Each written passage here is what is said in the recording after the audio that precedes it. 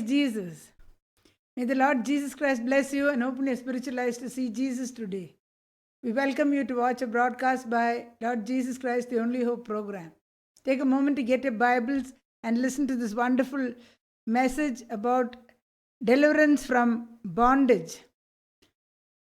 How India is celebrating 74 years of independence. Watch with faith and expectation, you'll be blessed. All glory be to Jesus. எல்லா மகிமையும் இயேசுவுக்கே. I praise God and thank Him for giving me this wonderful opportunity and great privilege to speak His wonderful words of life in your houses once again. இன்னொரு விஷயம், ஆண்டவராகிய இயேசு கிறிஸ்து உங்கள் வீடுகளில் அவருடைய ஜீவனுடைய வார்த்தைகள் பேசும்படிக்கு கொடுத்த மகா பெரிய ஸ்லாக்கியத்துக்கும் பாகியத்துக்கும் நன்றியோடு அவரை துதிக்கிறேன். Thanks for tuning in. நீங்கள் கூட கேட்டுக்கொண்டிருக்கிறபடியால் உங்களுக்கு நன்றி செலுத்துகிறோம். The next half hour, God's word is going to change your lives forever through the shed blood of the Lord Jesus Christ. அடுத்த 1/2 மணி நேரத்தில் ஆண்டவராகிய இயேசு கிறிஸ்துவின் ஜீவனில் வார்த்தையும் அவர் சிந்தின ரத்தமும் உங்கள் வாழ்க்கையை முற்றிலும் மாற்றப்போகிறது. If you need prayer, call that number on the screen. Jesus will be there at the very instant and change your situation however bad it is. உங்களுக்கு ஜெபம் தேவைப்பட்டால் அந்த டெலிஃபோன் நம்பர் கூப்பிடுங்கள். எப்பேற்பட்ட மோசமான சூழ்நிலையில் நீங்கள் இருந்தால் கூட ஆண்டவராகிய இயேசு கிறிஸ்துவ பிரசன்ன சின்னமே வந்து மாற்றி கொடுக்க வல்லவராக இருக்குது. In Jeremiah chapter 33 verse 3 we read the Lord speaking through his prophet saying, "Call unto me and I will answer you and show you great and mighty things you know not." எரேமியா தீர்க்கதரிசி மூலமாக 33ஆம் அதிகாரம் 3ஆம் வசனத்தில் பேசுகிறது என்னவென்றால், என்னை நோக்கி கூப்பிடு, அப்பொழுது நான் மறுத்திர கொடுப்பேன், நீ அறியாது எட்டாததும் இருக்கிற பெரிய காரியங்களை உங்களுக்கு வெளிப்படுத்துவேன் என்று. Today if man has to escape from the plagues, pestilences and natural disasters killing them, everyone has to call upon this Jesus. இன்றைக்கு மனுஷனை மேற்கொண்டிருக்கிற இந்த வாதையும் கொள்ளை நோயும் இயற்கை வழியாக வர ஆபத்துங்களும் எல்லாம் கூட மனுஷனை சாகடிச்சு கொண்டிருக்கிறது. தப்பிக்க வேணும் என்றால் இந்த இயேசுவை நோக்கி கூப்பிட்டாத்தான், வேற வழி கிடையாது. Only he has to answer and the way, he has the answer and the way out for it. ஆண்டவராகிய இயேசு கிறிஸ்து ஒரு இடத்துல மட்டும்தான் அந்த பரிகாரம் பதிலும் உண்டு, அந்த போக்கும் உண்டு. Call upon this Jesus who saves, this Jesus who heals, this Jesus who delivers and blesses. இந்த இயேசுவை நோக்கி நீங்கள் கூப்பிடுங்கள்.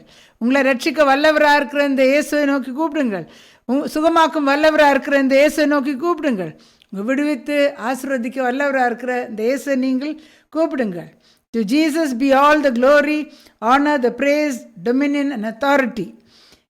ஆண்டவராகிய இயேசு கிறிஸ்து ஒருவருக்கே எல்லா துதியும் கனமும் மகிமையும் அதிகாரமும் வல்லமைகளும் ஹல்லேலூயா இருப்பதாக.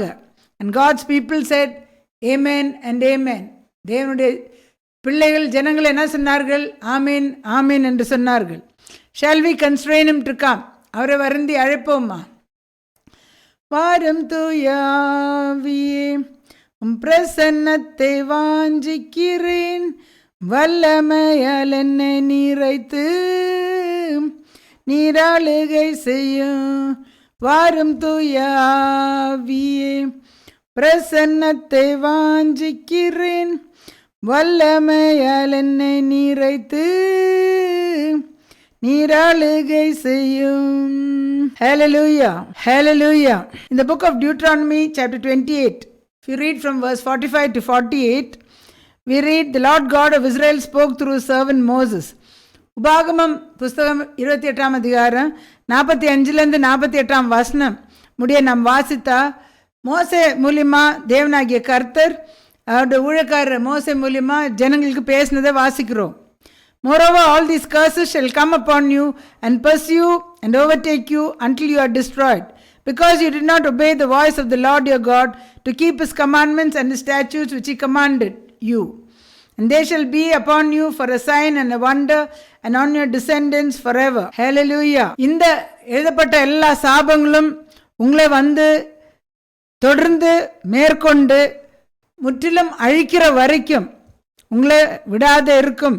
ஏனென்றால் உங்களை தேவனாகிய கர்த்தருடைய சத்தத்துக்கு செவி கொடுக்காதபடிக்கு அவருடைய நியமங்களையும் கட்டளைகளையும் பிரகாரம் செய்யாத போனதுனால இது உங்களை மேற்கொள்ளும். அது உங்கள் மேலே உங்கள் சந்ததி மேலே என்றென்றைக்கும் அடையாளமாக இருக்கும். Verse 47 we read, because you did not serve the Lord your God with joy and gladness of heart for the abundance of everything, therefore you shall serve your enemies whom the Lord will send against you in hunger, in thirst, in nakedness, and in lack need of everything. And he will put a yoke of iron on your neck until he has destroyed you. 47 வசனத்திலிருந்து நாம் வாசித்த 47 48 வாசித்தா, சகலமும் பரிபூர்ணமாக இருக்கையில் நீ மனமகிழ்ச்சியோடும் களிப்போடும் உன் தேவனாகிய கர்த்தரை சேவியா போனது நிமித்தம் சகலமும் குறைப்பட்டு பட்டினியோடும் தாகத்தோடும் நிர்வாணத்தோடும் கர்த்தர் உனக்கு விரோதமாய் அனுப்பும் சத்துருக்களை சேவிப்பாய். அவர்கள் உன்னை அழித்து தீரும் மட்டும் இருப்பு நுகத்தடியே உன் கழுத்தின் மேல் போடுவார்கள். If you continue to read from verse 58 to 62, if you do not carefully observe all the words of this law that are written in this book, that you may fear this glorious and awesome name, the Lord your God, then the Lord will bring upon you and your descendants extraordinary plagues, great and prolonged plagues, and serious and prolonged sicknesses. Moreover, he will bring back on you all the diseases of Egypt, of which you were afraid, and they shall cling to you. Also every sickness and every plague which is not written in this book of the law will the Lord bring upon you until you are destroyed. You shall be left few in number, whereas you were as the stars of heaven in multitude, because you would not obey the voice of the Lord your God. அதே அதிகாரத்தில் 58 வாசித்தா, உன் தேவனாகிய கர்த்தர் என்னும் மகிமையும் பயங்கரமான நாமத்திற்கு பயப்படாமடிக்கு நீர் இந்த புஸ்தகத்தில் எழுதியிருக்கிற இந்த நியாயப்பிரமாண வார்த்தைகளின்படி எல்லாம் நடக்க கவனமா இராவிட்டால் கர்த்தர் நீங்காத பெரிய வாதைகளும் நீங்காத கொடிய ரோகங்களையும் உன்னையும் உன் சந்ததியையும் அதிசயமாய் வாதித்து நீ கண்டு பயந்து எகிப்தின் வியாதிகளெல்லாம் உன்மேல் வரவிப்பார். அவைகள் உன்னை பற்றி கொள்ளும். இந்த நியாயப்பிரமாண புஸ்தகத்தின் எழுதியிருக்கிற எல்லா பின்னியையும் வாதையும் நீ அழியும் அளவும் கர்த்தர் உன்மேல் வர பண்ணுவார். சமுத்திரத்தின் மண்ணன் வானத்தின் நட்சத்திரம் போல திரளான இருந்த நீங்கள் கொஞ்சமா மாறுவீர்கள். ஏனென்றால் உங்கள் தேவனுடைய கர்த்தருடைய சத்தத்துக்கு நீங்கள் செவி கொடுக்காது போனபடியால்.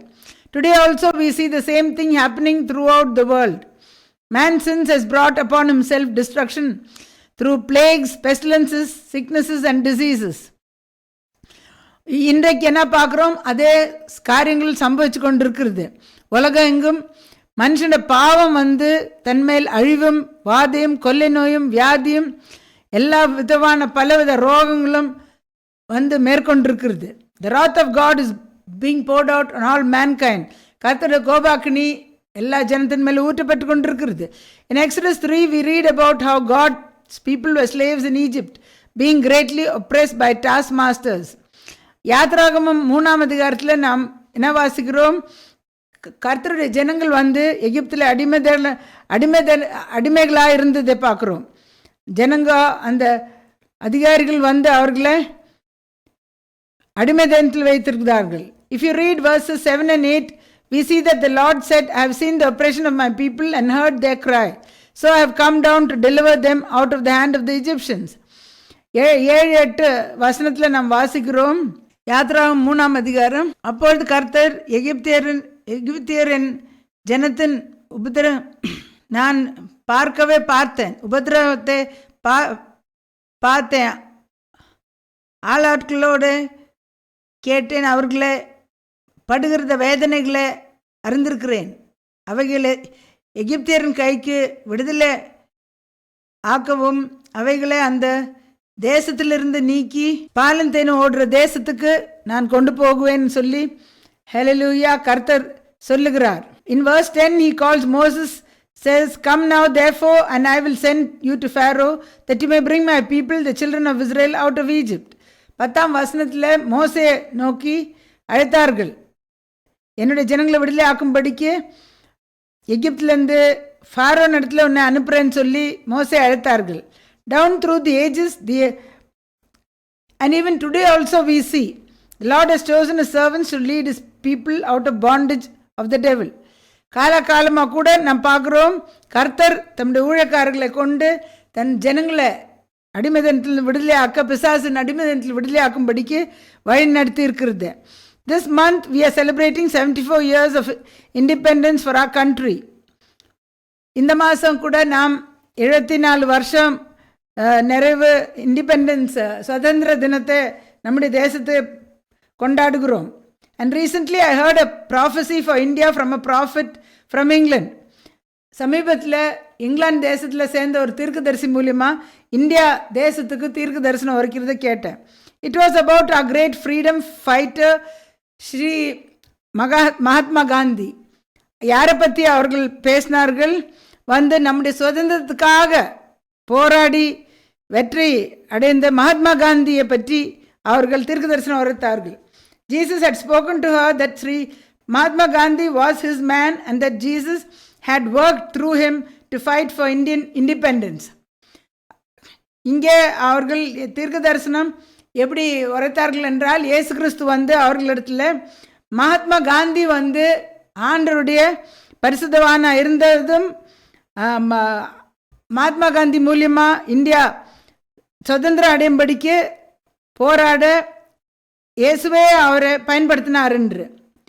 At that time Mahatma Gandhi was seen to be carrying a New Testament in his hand too and was following the principles of the Holy Bible, it has been said.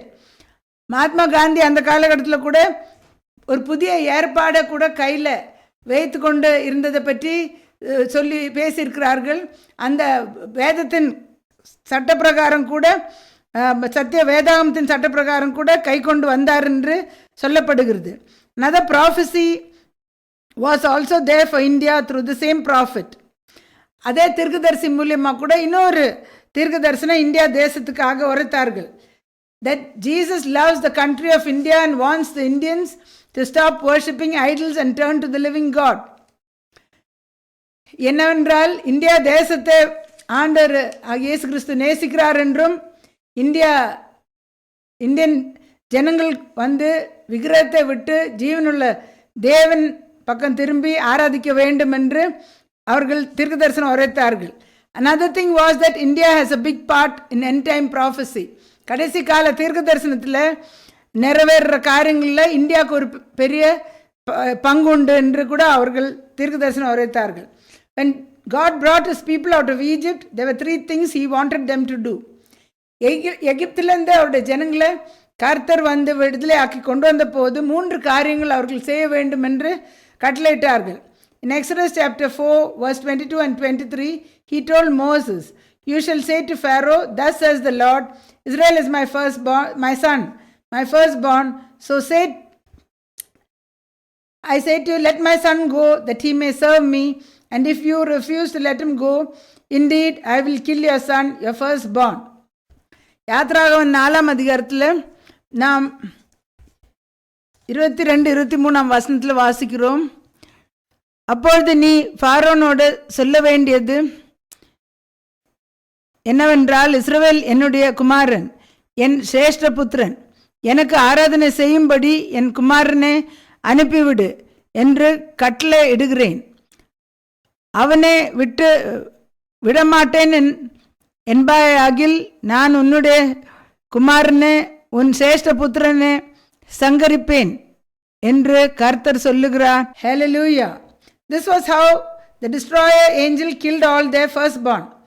இப்படித்தான் சங்கார தூதன் முதல் தல்சன் பிள்ளை எல்லாம் சாகடித்தார்கள். The second thing is in chapter 5 verse 1. Afterward Moses and Aaron told Pharaoh, "Thus says the Lord God of Israel, let my people go that they may hold a feast to me in the wilderness." 5ஆம் அதிகாரம் கூட 1ஆம் வசனம். பின்பு மோசேயும் ஆரோனையும் பார்வோனிடத்தில் போய், இஸ்ரவேலின் தேவனாகிய கர்த்தர் வனாந்திரத்தில் எனக்கு பண்டிகை கொண்டாட வேண்டும் படி என் ஜனங்களே போகவிட வேண்டும் என்று சொல்லுகிறார் என்றார்கள். Hallelujah.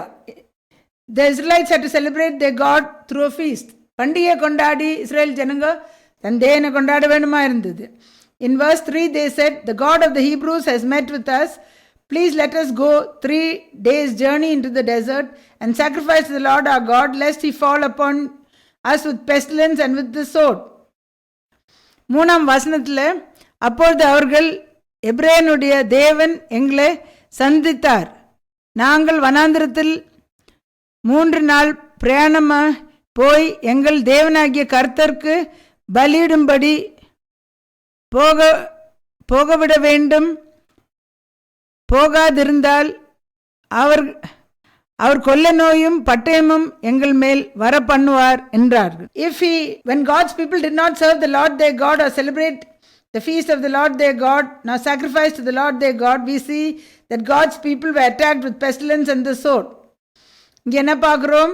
கர்த்தருடைய ஜனங்கள் வந்து தங்களுடைய தேவனை சேவிக்காதபடிக்கு, பண்டிகை கொண்டாடாதபடிக்கு, பலியிடாதபடிக்கு இருந்தால் கொள்ளை நோயும் பஞ்சமும் பட்டயமும் அவர்களை மேற்கொண்டதை பார்க்குறோம்.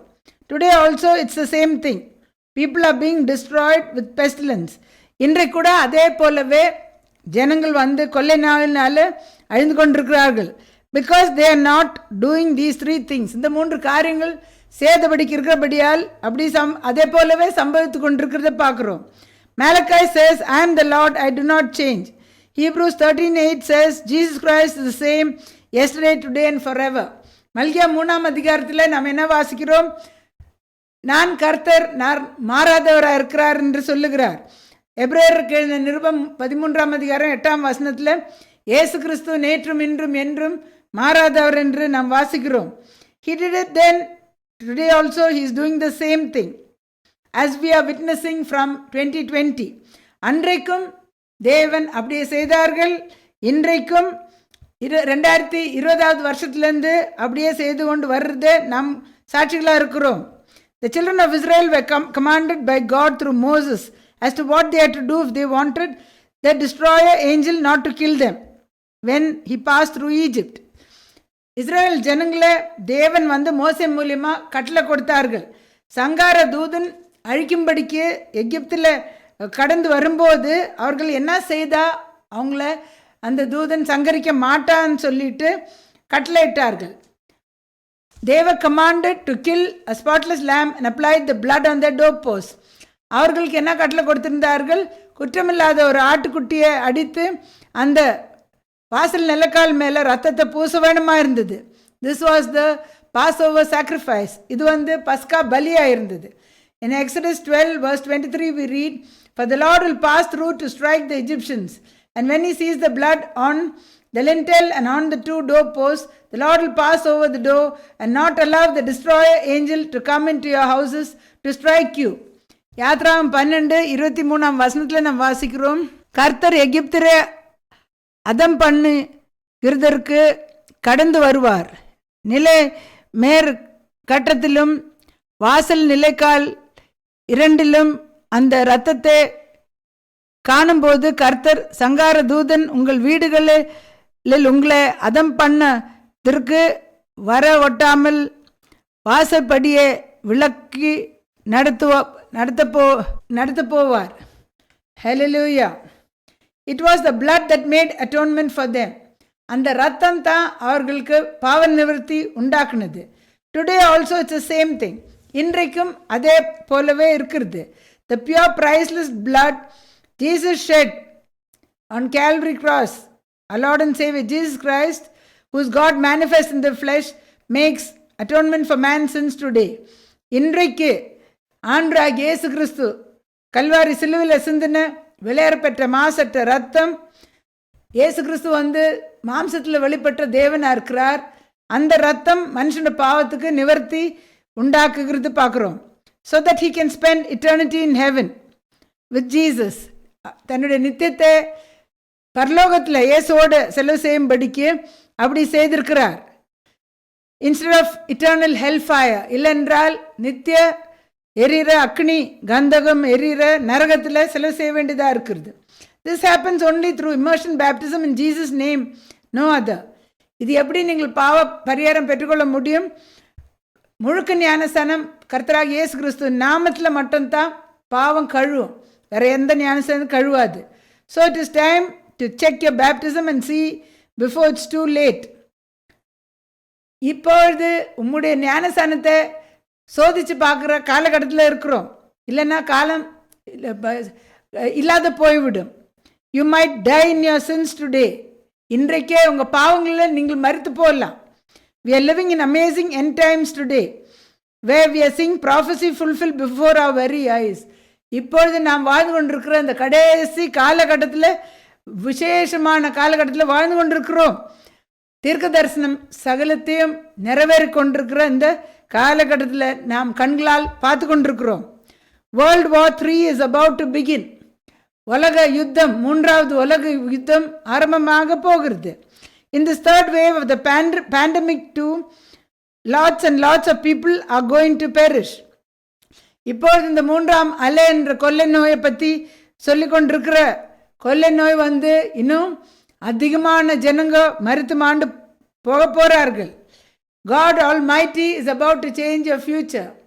சர்வ வல்லமுள்ள தேவனாகிய கர்த்தர் ஆண்டவராகிய இயேசு கிறிஸ்து உன்னுடைய வரும் நாட்களை மாற்ற விரும்புகிறார். The greatest days for the church are here. சபைக்கு முக்கியமான பெரிய பெரிய அற்புதங்கள் நடக்கிற நாட்களில் இப்போ நாம் இருக்கிறோம். When the world goes down, the church goes up. உலகம் அழிவை நோக்கி கீழே இறங்கி கொண்டு போகும்போது சபை, கர்த்தருடைய சபை ஆண்டவர் உயர்த்தி ஆசீர்வதிக்கிறார். That's what God says. You are the head and not tail, above and not beneath. அதான் யுபாகமத்தில் என்ன சொல்லுகிறார்? நீ உன்னை வாலாக்காமல் தலையாக்குவேன், உன்னை கீழாக்காமல் மேலாக்குவேன் என்று. There is going to be a wealth transfer. சொத்து மாற்றப்படுகிறதா இருக்கிற காலத்தில் நாம் வாழ்ந்து கொண்டிருக்கிறோம். துன்மார்க்கருடைய சொத்து நீதிமானுக்கு கொடுக்கப்படும் என்று நீதிமொழிகளில் நாம் வாசிக்கிறோம். In Proverbs we read, the wealth of the wicked is laid up for the just. It happens 6 times in the Bible and it is to finance the gospel. வேதத்தில் 6 முறை அது சம்பவிச்சிருக்கிறது. அது என்னத்துக்கு என்றால் கடைசி கால சுவிசேஷம் அறிவிக்கிறதுக்கும் அறுவடைக்காகவும் பொருளாதாரத்தை கொடுக்கும்படிக்கு. The wicked will not give for the gospel. The saints and the righteous will.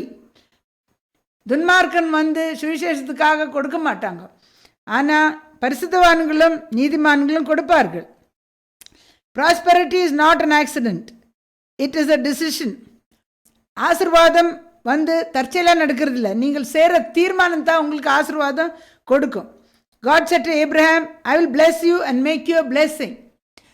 Abraham இடத்துல தேவன் வாக்கு கொடுத்தது என்னவென்றால், நான் உன்னை ஆசீர்வதித்து நீ ஆசீர்வதிக்கிற பாத்திரமாக இருக்க நான் உன்னை ஆசீர்வதிப்பேன்னு சொல்லியிருக்கிறார். The Lord is looking today to the faithful ones to bless. இன்றைக்கு உண்மையாக இருந்திருக்கிறவர்கள் ஆண்டவராகிய இயேசு கிறிஸ்து கண்கள் தேடிக்கொண்டிருக்கிறார்கள். இந்த காலகட்டத்தில் இந்த காரியங்கள் எல்லாம் நிறைவேறுற காலத்தில் நாம் வாழ்ந்து கொண்டிருக்கிறோம். We are living in these days where all these things are going to be fulfilled. I'm going to pray for you now. நான் இப்பொழுது உங்களுக்காக ஜெபிக்க போகிறேன். இஸ்ரவேலின் துதிகள் வாச செய்கிற மகா பரிசுத்த தேவனே, நன்றியோடு துதிக்கிறோம், மகிமைப்படுத்துகிறோம், போற்றுகிறோம், கொடாக்கொடி ஸ்தோத்திரம் ஏறுக்கிறோம்.